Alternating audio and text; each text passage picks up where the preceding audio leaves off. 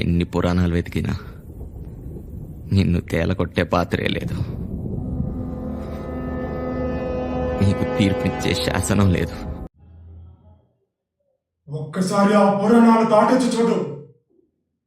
అవసరాల కోసం దారులు తప్పే పాత్రలు తప్ప హీరోలు విలన్లు లేని నాటకంలో మనిషిలో లోతుగా కూరుకుపోయిన ధర్మం ఒక్కటే అహం, ప్రతి పురుగును కదిలించే నిజం ఒక్కటే ఆకలి, తప్పించే ఆత్మనల్లా శాసించే శక్తి ఒక్కటే ఆశ.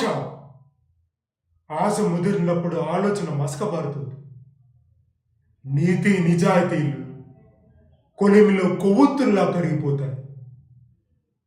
ఆ రోజు ఆ క్షణం నా స్వాధీనంలో లేకుండా జరిగిన తప్పు కోసం జీవితం అంతా లెక్క చెల్లిస్తూనే ఉన్నాను.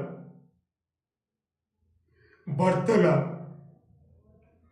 తండ్రిలా, బంట్రోతులా